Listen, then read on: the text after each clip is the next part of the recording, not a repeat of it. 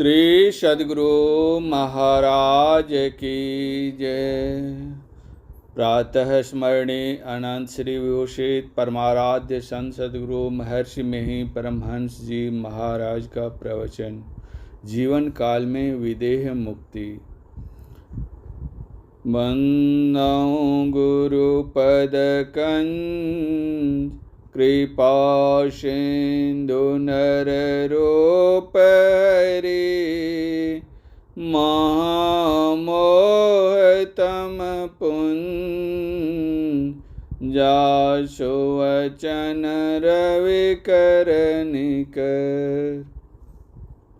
धर्मानुरागिनी प्यारी जनता, हम लोग जितने हैं सब के सब बंधन में पड़े हैं। हमारे ऊपर शरीर और संसार का बंधन है। जैसे कोई कारागार में हो, उसका अहाता बहुत बड़ा होता है, उसमें बहुत कोठरियाँ होती हैं, उसमें कारावास भोगने वाले होते हैं। ब्रह्मांड रूप कारागार का यह एक एक पिंड एक एक कोठरी के समान है। इसमें जीव कारावास भोगता है।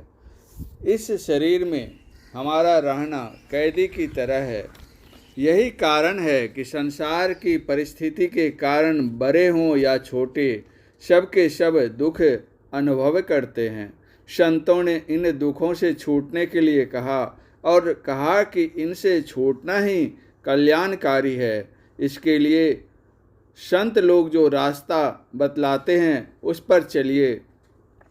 गोस्वामी तुलसीदास जी महाराज ने कहा, संत पंथ अपवर्ग कर कामी भव कर पंथ, कहीं संत कवि को विद श्रुति पुराण सद ग्रंथ।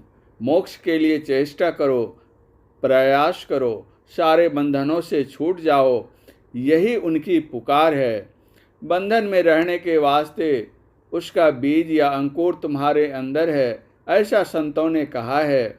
अपना अंदर शुद्ध करो, बीज को नष्ट करो, तो तुम बंधन से छूट जाओगे। यह बीज क्या है? चित्त का धर्म है।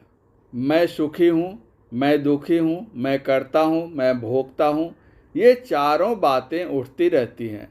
जिस प्रकार शरीर को कितना हो धोवो उसमें मैल आती ही रहती है, उसी प्रकार चित्त में इसका धर्म होता ही रहता है।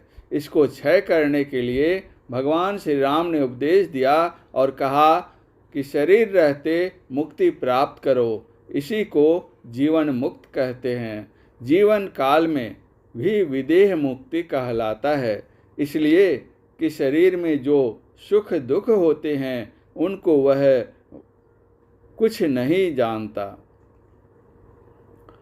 कर्म मंडल से जब तक कोई ऊपर नहीं उठता तब तक चित्त धर्म होता ही रहता है। इसके लिए भगवान श्री राम ने श्रवण, मनन, निधिध्यासन और अनुभव ज्ञान प्राप्त करने के लिए कहा। सुनो, समझो और सुन सुन कर जो निर्णय हो, सुन समझ कर जो निर्णय हो उस कर्म को करो। कर्म करते करते कर्म का अंत होगा, तब अनुभव होता है, तभी चित्त का धर्म छूटता है। यह उसी तरह साधा जाता है जिस तरह कोई किसी विद्या का सीखने का अभ्यास करता है। थोड़ा थोड़ा सीखते सीखते उस विद्या में वह निपुण होता है। तुम संसार में जब तक रहते हो विषय भोग में लगे रहते हो, किंतु संतुष्टि होती नहीं। संतुष्टि नहीं तो सुख कहाँ? विषयानंद में तुम कभी सुखी नहीं हो सकते। चित्त धर्म से ऊपर उठो, विषयानंद में खींचो मत।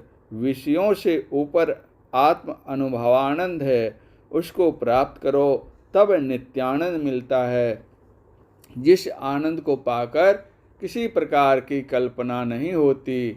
आगे बढ़कर वे कहते हैं, जब तक तुम्हारे अंदर इच्छा रहेगी और प्राण स्पंदन रहेगा, तुम्हारा चित्त धर्म नाश नहीं हो सकता। इसके लिए तुम दोनों में से किसी एक का दमन करो, तो वासना और प्राण स्पंदन दोनों दमित हो जाएंगे। प्राण का अर्थ प्राणवायु नहीं जानना चाहिए। फेफड़े में जो वायु खींचने और फेंकने का काम जिस जीवन शक्ति से होता है वह प्राण है। जो वायु उससे संबंधित होती है वह प्राण वायु है। उसके स्पंदन को रोको या इच्छा को दबाओ, दोनों में से किसी को रोको तो दोनों रुक जाएंगे। प्राण में स्पंदन होने से मन में कुछ न कुछ भाव उत्पन्न होता है। इच्छा को रोको, यह सरल तरीका है।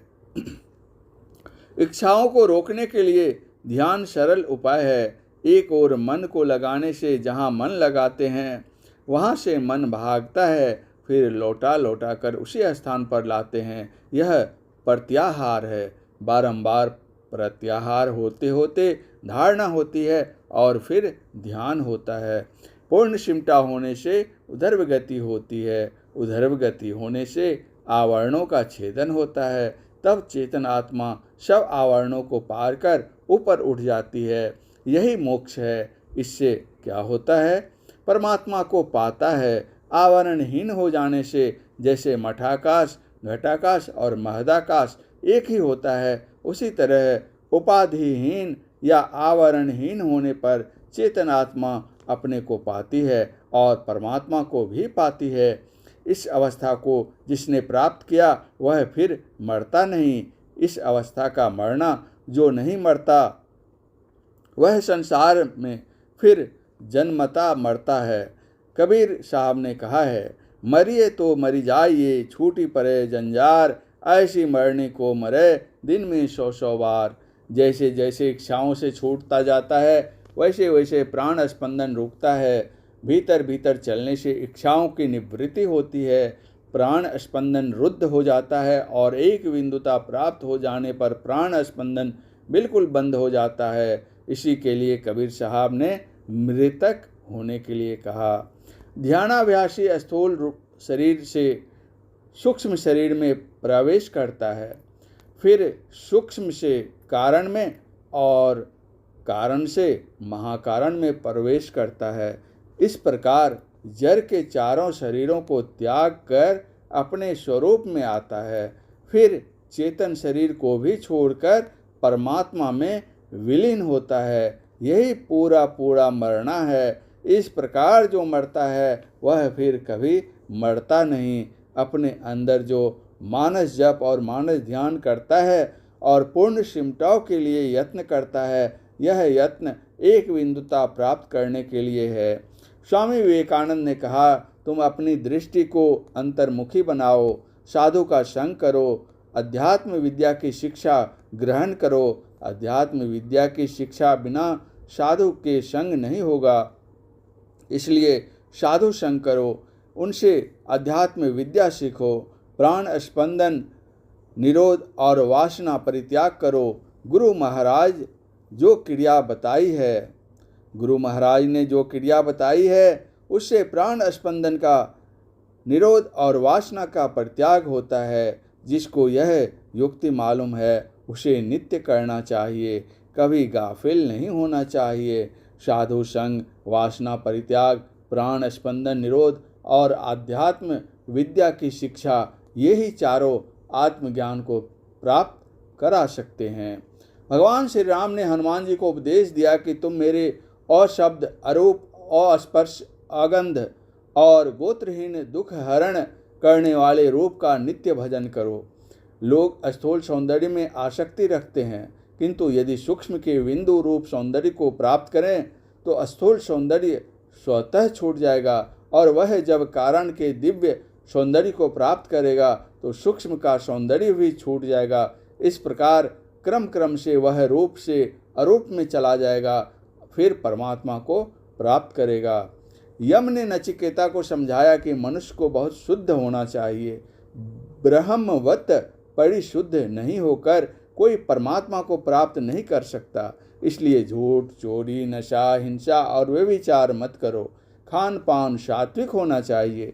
जो सात्विकता के लिए यत्न नहीं करता, रजोगुण और तमोगुण में फंसा रहता है और परमार्थ की ओर चलना चाहता है, तो वह वैसा ही होगा जैसे भूमि पड़ा छह चह छुअन आकाशा कहा गया है। इसलिए खान पान को पवित्र रखो। खान पान का असर मन पर पड़ता है। यदि खान पान का असर मन पर नहीं पड़ता तो भांग खाने और शराब पीने से मस्तिष्क क्यों गड़बड़ा जाता है। खान पान को पवित्र रखो, संतों के कहे अनुकूल चलो, कल्याण होगा। परम पूज्य गुरुदेव का यह प्रवचन कटिहार जिला अंतर्गत श्री संत मत सत्संग मंदिर मनिहारी में दिनांक 16/3/1954 ईस्वी को अपराह्नकालीन सत्संग में हुआ था। श्री सद्गुरु महाराज की जय।